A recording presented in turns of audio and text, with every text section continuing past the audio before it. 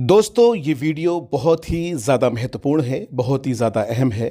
आप सबों से विनम्र आग्रह करते हैं, गुज़ारिश करते हैं कि वीडियो को स्किप नहीं करना है, वीडियो को आखिर तक देखना है। हम में से बेशतर लोग मौलाना तारिक जमील साहब को जानते हैं और बहुत अच्छी तरीके से जानते हैं। मौलाना तारिक जमील साहब, इनकी वाबस्तगी पाकिस्तान से हैं और मौलाना तारिक जमील साहब एक ऐसे आलिम दीन हैं जो मसलक की बात नहीं करते, जो फ़िरके की बात नहीं करते, जो मज़हब की बात नहीं करते। वो इंसानियत की बात करते हैं, अमन और शांति की बात करते हैं, आपसी भाईचारे की बात करते हैं। मौलाना तारिक जमील जब भी भारत की बात करते हैं तो मोहब्बत की बात करते हैं। दोस्तों, मौलाना तारिक जमील साहब की ज़िंदगी के दो हिस्से हैं। पहला ज़िंदगी का जो लम्हा उनका गुज़रा वो स्कूल और कॉलेज का गुज़रा। मौलाना तारिक जमील ख़ुद अपनी बायोग्राफ़ी में कहते हैं कि जब उन्होंने कॉलेज लाइफ गुजारी तब वो अपने ज़माने के बहुत बड़े सिंगर थे, बहुत बड़े डांसर थे। यानी मंच पर वो नाचते भी थे, गाते भी थे, एक बड़े सिंगर हैं। उनके कई ऐसे बयानात हैं जिसमें वो अपनी पुरानी ज़िंदगी को याद करते हुए रोते हैं और फूट फूट कर रोते हैं कि क्या ज़िंदगी थी और अल्लाह ने हिदायत दी। आज मौलाना तारिक जमील साहब की शख्सियत ऐसी है कि न सिर्फ़ पाकिस्तान, न सिर्फ़ हिंदुस्तान, बांग्लादेश, अफ़गानिस्तान, बल्कि पूरी दुनिया के अंदर उनकी मकबूलियत है, पूरी दुनिया के अंदर उनकी ख़ास पहचान है। और जानते हैं मौलाना तारिक जमील साहब के अंदर इस बदलाव की सबसे बड़ी वजह क्या है? मौलाना तारिक जमील साहब में इस बदलाव की सबसे बड़ी वजह दावत व तबलीग है, दीन की मेहनत है, दीन की दावत है। जी हाँ दोस्तों, सही सुन रहे हैं।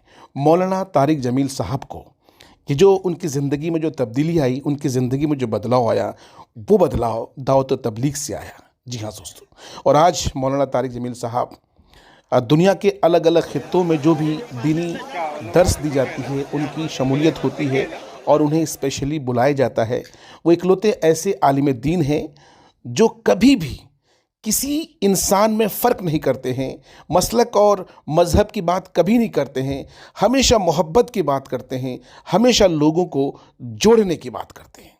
दोस्तों, आपकी जानकारी के लिए बता दें कि मौलाना तारिक जमील साहब ने अपने एक इंटरव्यू में कहा था, अपने एक बयान में कहा था कि आज से तकरीबन 4-6 साल पहले जब वो हज के लिए गए थे तो हज के दौरान उन्हें ये जानकारी मिली कि भारत के मशहूर बॉलीवुड एक्टर आमिर खान हज के लिए आए हैं। तो उन्हें ये ख्वाहिश हुई कि भाई आमिर खान से मुलाकात की जाए और आमिर खान को दीन की दावत दी जाए। अब सवाल ये है कि मौलाना तारिक जमील साहब तो आमिर खान को जानते थे, लेकिन वो आमिर खान से मिलते कैसे, ये बड़ा मसला था। तो मौलाना तारिक जमील साहब अपने बयान में कहते हैं, वो बताते हैं कि शाहिद आफरीदी, हम सब जानते हैं कि शाहिद आफरीदी पाकिस्तान के एक बहुत बड़े खिलाड़ी हैं, बहुत बड़े हिटर बैट्समैन रहे हैं। तो शाहिद आफरीदी और आमिर खान के में जो है अच्छी दोस्ती थी और तारिक जमील साहब अपने यानी पाकिस्तान के तमाम तर खिलाड़ियों से मिलते जुलते रहते थे और उन्हें दीन का दर्स देते थे, उन्हें नमाज की दावत देते थे, उन्हें जो है सही इस्लाम की दावत देते थे। तो पाकिस्तानी जो खिलाड़ी हैं वो मौलाना तारिक जमील साहब की बड़ी इज़्ज़त करते थे, एहतराम करते थे। तो एकदम से मौलाना तारिक जमील साहब के जहन में बात आई कि क्यों ना शाहिद आफरीदी से मुलाकात की जाए और उनसे ये कहा जाए। और इत्तफाक देखिए कि उस वक्त शाहिद आफरीदी भी हज के लिए गए हुए थे।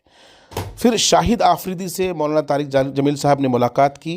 ये बकौल तारिक जमील साहब की उन्होंने अपने बयान में ये पूरा का पूरा वाक़या ज़िक्र किया है और ये पूरा वाक़या जो है यूट्यूब पर अवेलेबल है। तो मौलाना तारिक जमील साहब कहते हैं कि शाहिद आफरीदी से उन्होंने कहा कि भाई हमारी मुलाकात आमिर खान से कराया जाए। तो शाहिद आफरीदी ने कहा कि सर वो तो बहुत बड़े एक्टर हैं, उनके पास वक्त की कमी होती है और यहाँ पर वो हज के लिए आए हैं, तो ये कैसे पॉसिबल है। तो कहा कि आप कोशिश करिए, क्या पता मौका मिल जाए। बकौल मौलाना तारिक जमील साहब शाहिद आफरीदी जब आमिर खान से बात करते हैं तो आमिर खान कहते हैं कि हाँ, मैं मौलाना तारिक जमील साहब को जानता हूँ और मैं अच्छा, और ये मामला है कि मौलाना तारिक जमील साहब अपनी तकरीर में कह रहे हैं कि साहब जब शाहिद आफरीदी ने उनसे बात की तो शायद उनको क्या कहते हैं कि आमिर खान को मक्का से मदीना गुजरना था या मदीना से मक्का लौटना था। खैर बहरहाल, तो उनके पास वक्त की कमी थी।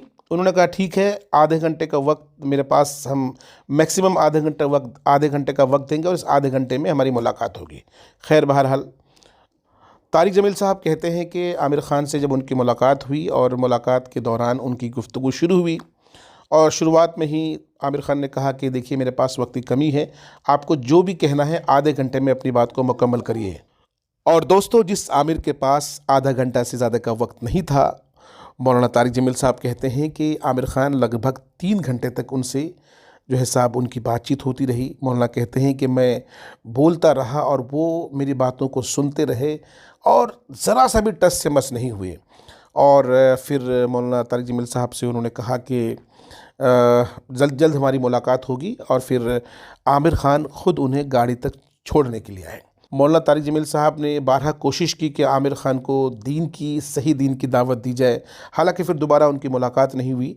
कहा यह जा रहा है कि मौलाना तारिक जमील साहब सलमान ख़ान से भी मुलाकात करने की कोशिश की, शाहरुख़ ख़ान से भी मुलाकात करने की कोशिश करते रहे हैं, क्योंकि शाहरुख़ ख़ान अक्सर दुबई जाते हैं, सऊदी जाते हैं, अभी हाल ही में कतर से लौटे हैं। तो मौलाना तारिक जमील साहब की कोशिश होती है कि मुलाकात हो और मुलाकात के दौरान जो है साहब फिर दीन की दावत दी जाए। दोस्तों, मौलाना तारिक जमील साहब के बारे में कहा जाए तो अल्लाह ने उनमें वो सलाहियत दी है कि अल्हम्दुलिल्लाह उनके ज़रिए अल्लाह ने बेशुमार लोगों को हिदायत दी है।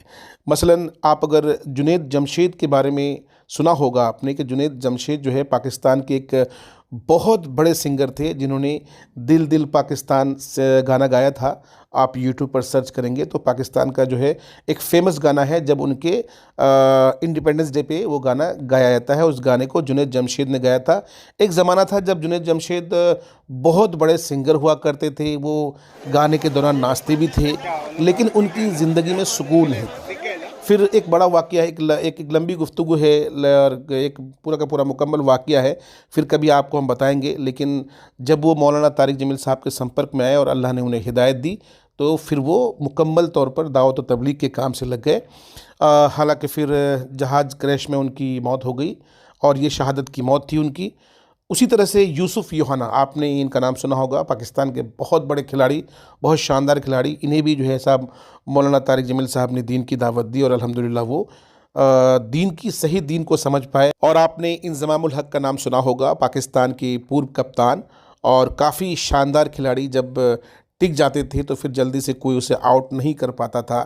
उनकी लाइफ, पहले की लाइफ, और फिर जब मौलाना तारिक जमील साहब ने उन्हें दीन की दावत दी और अल्लाह ने हिदायत दिया, जब अल्लाह ने उन्हें हिदायत दिया तो वो भी जो है साहब दीनदार बन गए और वो सलात वाली ज़िंदगी गुजारने लगे। ठीक उसी तरीके से दोस्तों, शाज़ खान एक मशहूर सिंगर हैं पाकिस्तान के। दोस्तों, आपने सुना होगा, चल दीन की तबलीग में चलने का मज़ा देख। ये जो नज़म है, नात है, जो भी है, इसको उन्होंने मौलाना शाज़ खान साहब ने, मौलाना तो नहीं है, शाज़ खान साहब ने इसको गाया है और वो उनकी भी ज़िंदगी मुकम्मल तौर पर बदल गई है। और अल्हम्दुलिल्लाह आज की डेट में वो सही दीन पे जो है साहब सिंगिंग तो अब भी करते हैं, लेकिन सही नेज़ पे गाते हैं और गाना नहीं गाते हैं, उरियानत वाली चीज़ें नहीं गाते हैं। खैर, बहरहाल तबलीग में साहब उन्होंने अच्छा खासा मुकाम हासिल किया और लगातार अवाम में एक सही इस्लाम की जो है दीन की दावत देते रहे। दोस्तों, ठीक उसी तरीके से सना खान, आपने सना खान का नाम सुना होगा, बॉलीवुड की एक्ट्रेस हैं, बिग बॉस में ये पार्टिसिपेट कर चुकी हैं और मॉडल रह चुकी हैं। और इनकी अगर अतीत के बारे में कहा जाए तो हालांकि इस्लाम कहता है कि किसी के अतीत में अगर कुछ ख़राबी रही हो तो उसको कुरेदना नहीं चाहिए, इसलिए उनकी जो अतीत थी उसके बारे में क्या कुछ था, क्या हुआ था, उस पर बिल्कुल भी चर्चा नहीं करेंगे, क्योंकि इस्लाम कहता है, दीन कहता है कि आप दूसरे के ऐब पर पर्दा डालेंगे तो अल्लाह आपके ऐब को छुपाएगा। तो कहने का मतलब ये है कि सना खान की जो पहले की लाइफ थी, पहले की ज़िंदगी थी और अब की ज़िंदगी है, दोनों में आसमान ज़मीन का फ़र्क है। मौलाना तारिक जमील साहब ने सना खान को दीन की दावत दी और अल्लाह ने उन्हें हिदायत दी। देखिए, इंसान के बस की बात हिदायत नहीं है, इंसान सिर्फ दावत दे सकता है, अल्लाह हिदायत देने वाले हैं। तो अल्लाह जिसे चाहता है हिदायत दे देता है, लेकिन हमारी आपकी ज़िम्मेदारी है कि सही दीन की दावत दी जाए। तो मौलाना तारिक जमील साहब ने सना खान को दीन की दावत दी और अल्हम्दुलिल्लाह आज उनकी ज़िंदगी मुकम्मल तौर पर बदल गई है और उनकी जो शादी, मुफ्ती अनस साहब से उनकी शादी हुई है और अक्सर गाहे बगाए हम लोग देखते हैं सोशल मीडिया में सना खान के वीडियोज़ आते हैं अक्सर, क्योंकि वो अपने शौहर के साथ कभी उम्रा पे जाती हैं, कभी हज पे जाती हैं, अलग अलग दुनिया के अलग अलग कोनों में जब टूर करती हैं तो छोटे छोटे क्लिप्स बना करके डालती हैं वो।